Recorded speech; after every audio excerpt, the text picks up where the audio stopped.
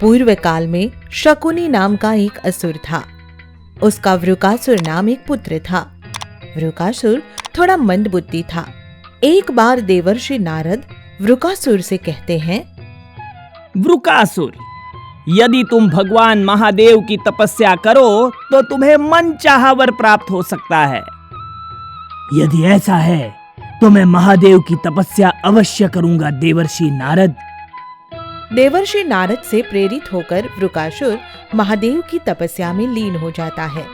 वह वर्षों तक कठोर तप करता है और अंततः महादेव उसकी तपस्या से प्रसन्न होकर उसके समक्ष प्रकट होते हैं। वृकासुर, हम तुम्हारी तपस्या से प्रसन्न हुए। तुम्हें जो भी वर मांगना है मांग लो। मुझे अमर होने का वर दे दीजिए भगवान। ये वर सृष्टि के विधान के विरुद्ध है वृकासुर, इसीलिए मैं तुम्हें ये वर कदापि नहीं दे सकता। यह सुनकर वृकासुर काफी गहनता से सोच समझकर कहता है, कोई बात नहीं भगवान, अगर आप ये वर नहीं दे सकते तो फिर मुझे ये वर दे दीजिए कि मैं जिस भी प्राणी के सिर पर हाथ रखूं वो जलकर भस्म हो जाए। महादेव उसे यह वर देकर अंतर्ध्यान हो जाते हैं। उनके अंतर्ध्यान होते ही वृकासुर उस वर की सत्यता को परखने के लिए पशुओं और मनुष्य के सिर पर हाथ रख उन्हें भस्म करना प्रारंभ कर देता है। महादेव ने क्या वर दिया है, आनंद आ गया आनंद। अब तो मैं जिसे चाहूं उसे भस्म कर दूं। वृकासुर कुछ दिनों तक ऐसे ही निर्दोष लोगों और अन्य प्राणियों को भस्म करता रहता है और इसी कारण वह वृकासुर से भस्मासुर कहलाने लगता है।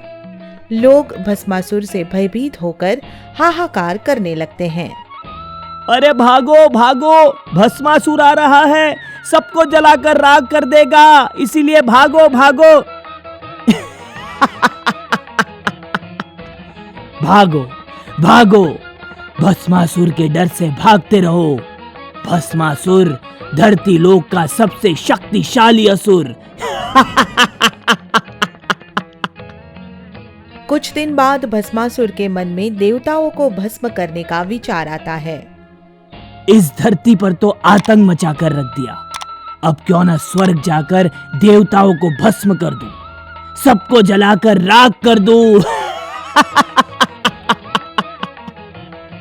यही सोचकर भस्मासुर स्वर्ग की तरफ निकल पड़ता है और जैसे ही देवताओं को उसके स्वर्ग में आने का पता चलता है, समस्त देवता घबरा जाते हैं। अरे, इस भस्मासुर से बचो, ये तो महादेव के दिए वर का गलत उपयोग करने लगा है। भस्मासुर के भय से त्रस्त देवता स्वर्ग छोड़कर भागने लगते हैं। यह देखकर महादेव भस्मासुर से बचने की युक्ति पर विचार करने लगते हैं। वे भस्मासुर को बुलाकर समझाते हैं। भस्मासुर, तुम मेरे दिए वर का गलत उपयोग कर रहे हो। तो क्या हुआ भगवान, आपने वर देना था, दिया। अब मैं उसका कैसे भी उपयोग करूं, मेरी मर्जी। यह कहकर भस्मासुर चला जाता है और फिर रास्ते में उसकी दृष्टि मां पार्वती पर पड़ती है। ये स्त्री तो भला की सुंदर है। ऐसी सुंदर स्त्री तो मेरी अर्धांगिनी होनी चाहिए। मैं इससे विवाह करूंगा। भस्मासुर को जब यह पता चलता है कि वह सुंदर स्त्री कोई और नहीं बल्कि महादेव की अर्धांगिनी पार्वती है, तो वह महादेव को ही भस्म करने की ठान लेता है। यदि मैं महादेव को ही भस्म कर दूं, तो पार्वती मुझसे बड़ी सरलता से विवाह कर सकती है। इसीलिए अब मैं सबसे पहले महादेव को भस्म करूंगा, महादेव को भस्म कर दूंगा। यह कहकर भस्मासुर महादेव को भस्म करने के लिए उनके पीछे पड़ जाता है और महादेव अपने ही दिए वर के कारण संकट में पड़ जाते हैं। वे भस्मासुर से बचने के लिए यहाँ वहाँ छिपने पर विवश हो जाते हैं। पार्वती, ये भस्मासुर तो मेरे पीछे ही पड़ गया है। इस मंदबुद्धि उद्दंड असुर से मुक्ति पाने की कोई कारगर युक्ति सोचिए नाथ।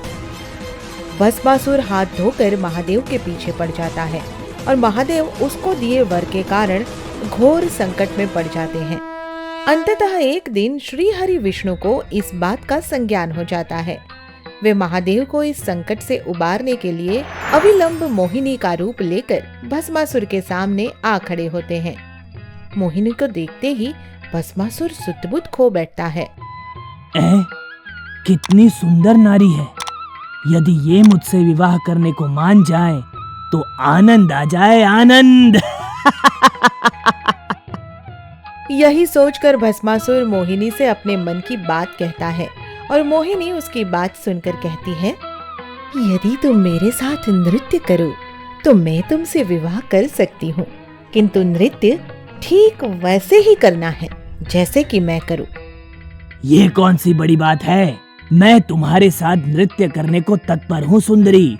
देखना, मैं तुमको प्रसन्न करके ही दम लूंगा। उसके यह कहने पर मोहिनी नृत्य करना प्रारंभ कर देती है और भस्मासुर भी उसके साथ साथ नृत्य करने लगता है। भस्मासुर मोहिनी को देख देख उसके जैसा नृत्य करता जाता है। फिर मोहिनी नृत्य करते करते अपने सिर पर हाथ रखती है तो उसकी देखा देखी भस्मासुर भी भूलवश अपने पर हाथ रख देता है और जैसे वह अपने सिर पर हाथ रखता है तत्क्षण भस्म होकर राख के ढेर में बदल जाता है। इस तरह विष्णु भगवान के मोहिनी अवतार से समस्त मानव जाति और समस्त देवगण को भस्मासुर जैसे पापी असुर से मुक्ति मिल जाती है। यह कहानी है जगत जननी माँ पार्वती के महाकाली बनने की। एक बार रक्तबीज नाम का एक शक्तिशाली असुर जगत जननी माँ पार्वती से युद्ध करने के लिए आता है। तब माँ पार्वती की रक्षा के लिए महाकाली रक्तबीज से युद्ध करने के लिए आगे आती है। मैं शक्तिशाली असुर, मुझे मारना तो दूर, कोई मुझे परास्त तक नहीं कर सकता। तुम्हारे लिए तो मेरी असुर सेना ही बहुत है। रक्तबीज के यह कहने पर असुर सेना और महाकाली के बीच घमासान युद्ध आरंभ हो जाता है, किंतु रक्तबीज माँ काली पर प्रहार न करके छल से माँ जगत जननी पर वार करता है। असंभव, असंभव, मेरे शक्तिशाली प्रहारों से बचना असंभव है जगत जननी। महाकाली जब रक्तबीज को जगत जननी माँ पार्वती पर छल पूर्वक वार करते देखती है तो क्रोधवश प्रचंड रूप धारण कर लेती है। उनकी आंखों से अंगार बरसने लगते हैं और वह रक्तबीज को ललकारते हुए कहती है, रक्तबीज, अब तुझे इस महाकाली के क्रोध से कोई नहीं बचा सकता। यह कहकर महाकाली रक्तबीज पर शक्तिशाली प्रहार करती है और उसके शरीर से रक्त की बूंदें जमीन पर गिरने लगती है। उसके रक्त की हर बूंद से एक नया रक्तबीज उत्पन्न होने लगता है। यह देखकर महाकाली हैरान हो जाती है। मुझे मारना असंभव है।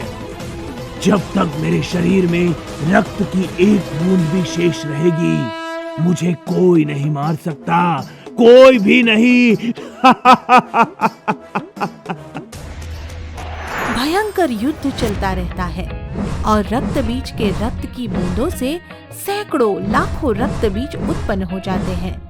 तभी जगत जननी माँ महाकाली से कहती है, महाकाली, हर रक्तबीज को अपना आहार बना लो, एक भी रक्तबीज शेष न बचे। यह सुनते ही महाकाली का क्रोध प्रलयकारी ज्वालामुखी बनकर फूट पड़ता है और वह रक्तबीजों को अपना आहार बनाने के लिए उन पर टूट पड़ती है। आओ आओ, मेरा आहार बनो, मुझे रक्त चाहिए, रक्त। अपने रक्त से मेरी क्षुधा शांत करो। महाकाली एक एक करके सब रक्तबीजों को अपना आहार बना लेती है। रक्तबीज का अंत हो जाता है, किंतु महाकाली का क्रोध कम नहीं होता। उसके क्रोध की ज्वाला आसमान को छूने लगती है और महाकाली कहती है, अभी मुझे और रक्त चाहिए, मुझे और भी रक्त चाहिए, मुझे आहार दो, मुझे रक्त पीना है।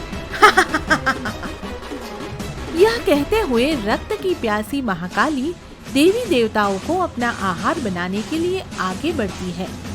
यह देख सभी देवी देवता घबरा जाते हैं और हाहाकार करने लगते हैं। अरे महाकाली तो हमारे ही रक्त की प्यासी हो गई है, बचो बचो। लगता है महाकाली का क्रोध सरलता से शांत होने वाला नहीं है। किंतु जैसे वह देवी देवताओं को अपना आहार बनाने आती है, गणेश बीच में आ जाता है और महाकाली उनसे कहती है, मेरे रास्ते में मत आ गणेश, मुझे रक्त चाहिए, रक्त। पर माता, आप देवी देवताओं का रक्त कैसे पी सकती है? मैं तो कहता हूँ कि अब आप शांत हो जाइए। गणेश जी की बातों का महाकाली पर कोई असर नहीं होता है। वह गणेश जी पर प्रहार करने के लिए तत्पर हो जाती है। यह देखकर सभी देवी देवता भय से त्रस्त ब्रह्मा और विष्णु की शरण में जाते हैं। हे ब्रह्मा, हे विष्णु, हमें महाकाली की क्रोधाग्नि में भस्म होने से बचाओ। रक्त बीज का रक्त पीते पीते वह तो हमारे ही रक्त की प्यासी हो गई है। यह सुनकर ब्रह्मा जी कहते हैं, अब तो महाकाली का क्रोध केवल महादेव ही शांत कर सकते हैं, किंतु वो तो इस समय ध्यान की अवस्था में है। महादेव को ध्यान से बाहर लाने का कार्य गणेश और कार्तिकेय ही कर सकते हैं ब्रह्मदेव।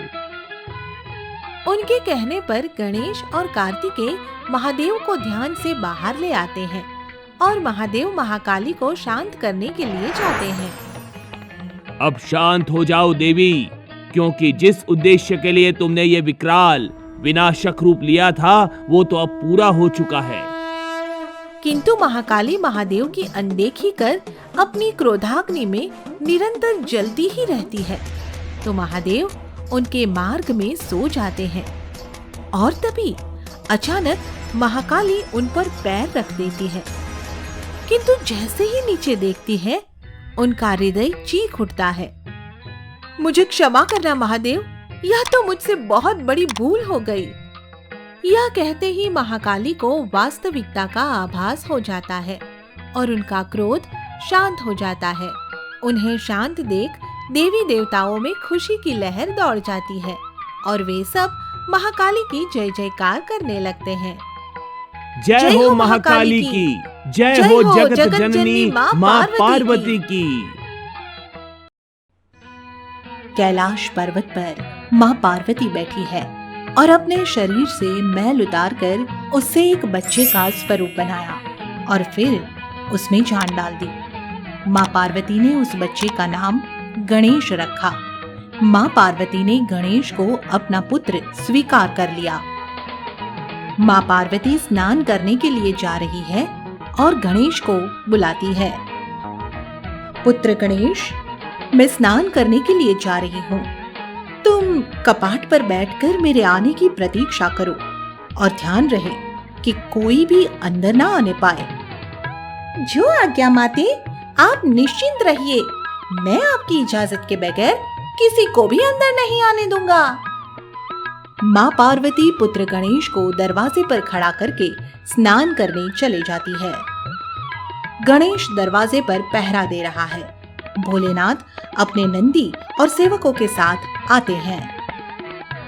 भोलेनाथ, ये बच्चा कौन है और ये द्वार पर पहरा क्यों लगा रहा है? तुम जाकर देखो। नंदी और दो सेवक द्वार पर जाते हैं। ए छोटे बालक, तुम कौन हो? तुम्हारी हिम्मत कैसे हुई कि तुम गणेश से सवाल जवाब कर सको? ठीक है, मैं स्वयं माँ पार्वती से जाकर ये प्रश्न कर लेता हूँ। ठहरो, तुम द्वार के अंदर नहीं जा सकते। तुम कौन होते हो मेरा रास्ता रोकने वाले?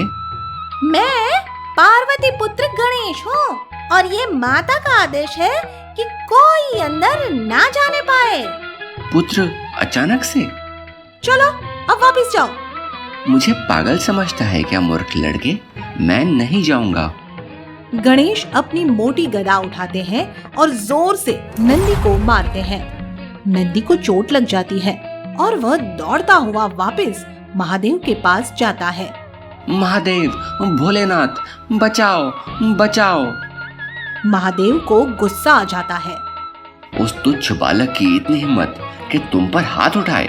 मैं अभी जाकर उसको सबक सिखाता हूँ। भोलेनाथ द्वार की तरफ जाते हैं। रुको, कहाँ चले जा रहे हो? आपको दिखता नहीं कि द्वार पर पहरेदार खड़ा है? ये मेरा घर है और मुझे इसमें जाने से कोई नहीं रोक सकता है।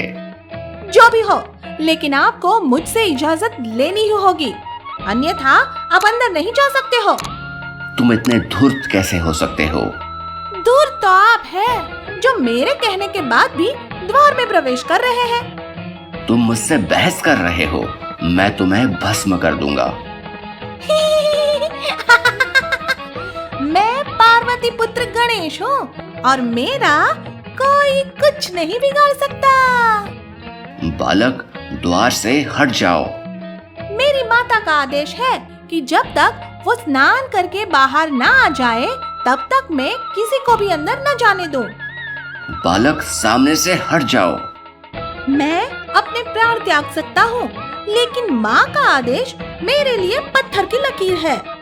तुम कौन हो बालक? मैं पार्वती पुत्र गणेश हूँ। भोलेनाथ अपनी आंखें बंद करके देखते हैं। तुम इतने हट्टी हो और हट करना ठीक नहीं है। मैं आपसे अब भी कह रहा हूँ कि वापस लौट जाओ, वरना बहुत पछताओगे। तेरी इतनी हिम्मत? भोलेनाथ अपना त्रिशूल निकाल लेते हैं। गणेश भी अपनी गदा उठा लेता है और दोनों के बीच घमासान युद्ध शुरू हो जाता है। गणेश का वार भोलेनाथ पर भारी पड़ता है और गणेश अहंकार में हंसने लगता है। एक बालक से भी हार रहे हो। महादेव दोबारा गणेश पर वार करते हैं, लेकिन गणेश इस बार भी भोलेनाथ पर भारी पड़ता है। गणेश और महादेव के युद्ध से पूरा ब्रह्मांड कांप जाता है और सभी देवता महादेव के पास पहुंच जाते हैं। बालक, तुम भोलेनाथ से युद्ध कर रहे हो, ये उचित नहीं है। आप कौन हो और यहाँ क्यों आए हो? तुम भोलेनाथ से क्षमा मांग लो। गलती भी भोलेनाथ की और क्षमा भी मैं मांगू, ये कदापि नहीं होगा। भोलेनाथ, तुम ही इसको माफ कर दो। बच्चा है, हट्टी है। आप नहीं जानते कि इस बालक ने हमारा कितना अपमान किया है। मैं इसे नहीं छोड़ूंगा। मैं इसे अवश्य दंड दूंगा। मेरा सामना तो कर नहीं सकते भोलेनाथ और बात करते हैं मुझे दंडित करने की। मैं दोनों से विनती करता हूँ कि युद्ध को यही रोक दे। मैं युद्ध को नहीं रोकूंगा। मैं भी इसे इसके किए की सजा देकर रहूंगा। गणेश और भोलेनाथ युद्ध करने लगते हैं। मैं बोल रहा हूँ, तुम दोनों रुक जाओ और बालक, तुम भोलेनाथ से माफी मांग लो। गणेश ब्रह्मा को भी गदा मार देते हैं। यह देखकर भोलेनाथ और बाकी सभी देवताओं के होश उड़ जाते हैं। महादेव के चेहरे से क्रोध अलग ही झलकने लगता है। महादेव क्रोध में आ जाते हैं। दुष्ट बालक, मैं अब तक तो तुझे माफ भी कर सकता था, लेकिन अब तुझे जीवित नहीं छोड़ूंगा। बालक, तुम ऐसा करके हमारे गुस्से को बढ़ा रहे हो। गुस्सा बढ़ाकर भी आप क्या ही कर सकते हो? एक छोटे बच्चे से अपने मुंह की खा रहे हो। इतना सुनकर भोलेनाथ क्रोध से भर उठते हैं और अपना त्रिशूल गणेश पर फेंक कर मारते हैं। गणेश भी अपनी गदा भोलेनाथ के ऊपर फेंकता है, लेकिन त्रिशूल गदा को नष्ट कर देता है और गणेश की गर्दन में जा लगता है। गणेश के मुख से निकलता है, माँ! पूरे ब्रह्मांड में एक शोर छा जाता है और गणेश की गर्दन दूर जाकर गिरती है। इससे एक भूचाल आ जाता है। सभी देवता एक अनहोनी के भय में डूब जाते हैं। गणेश की आवाज सुनकर पार्वती दौड़कर बाहर आती है। गणेश, पुत्र गणेश, गणेश, कहाँ हो तुम? पार्वती द्वार के बाहर आकर देखती है तो उसके होश उड़ जाते हैं और पार्वती को गणेश का धड़ दिखता है। यह देखकर वह क्रोध से भर उठती है। पार्वती विनाश करने के लिए चामुंडा का रूप धारण कर लेती है। ब्रह्मा जी पार्वती को सारी बात बताते हैं। मुझे मेरा पुत्र गणेश चाहिए। यदि ऐसा नहीं हुआ तो पूरी सृष्टि विनाश की ओर जाएगी। क्षमा माते क्षमा, आप कुछ भी ऐसा ना करें। मुझे मेरा पुत्र गणेश चाहिए। भोलेनाथ, कहाँ है भोलेनाथ? भोलेनाथ! देवी, मैं हाथ जोड़कर आपसे प्रार्थना करता हूँ कि भोलेनाथ इस समय बहुत क्रोध में है। आप भी शांत रहे, हम जल्द ही कोई रास्ता निकालते हैं। स्वामी! सभी देवता भोलेनाथ को जगाने जाते हैं और पार्वती अपने 9 रूपों में आ गई है और महाप्रलय की ओर बढ़ रही है। इसके बारे में बताते हैं। तभी वहाँ भोलेनाथ भी आ जाते हैं। भोलेनाथ, मेरे पुत्र गणेश को अभी जीवित करो, अन्यथा मैं भी अपने प्राण त्याग दूंगी और फिर पूरी सृष्टि का विनाश हो जाएगा। मुझे क्षमा करे देवी, मैं अभी पुत्र गणेश को जीवित कर देता हूँ। गर्दन कहाँ है? दोनों चारों तरफ देखते हैं लेकिन गर्दन नहीं दिखती। भोलेनाथ विष्णु जी को गणेश की गर्दन खोजने पृथ्वी पर भेजते हैं और कहते हैं कि जो भी तुम्हें सबसे पहले मिले उसकी गर्दन ले आना। विष्णु जी चले जाते हैं। पृथ्वी पर जाकर देखते हैं तो सबसे पहले उन्हें एक हाथी का बच्चा नजर आ जाता है। विष्णु जी उसकी गर्दन लेकर आ जाते हैं। भोलेनाथ देवी पार्वती को सब समझा देते हैं। देवी, मेरे पास कोई और रास्ता नहीं है। कैसे भी हो, बस मेरा पुत्र जीवित होना चाहिए। भोलेनाथ गणेश को हाथी की गर्दन लगाकर जीवित कर देते हैं। पार्वती का क्रोध शांत हो जाता है और वह पुत्र गणेश को गले से लगा लेती है। गणेश भी भोलेनाथ से क्षमा मांगता है और भोलेनाथ भी उसे गले से लगा लेते हैं। आगे की मजेदार स्टोरी के लिए चैनल को सब्सक्राइब करें और बेल आइकन प्रेस करना ना भूलें।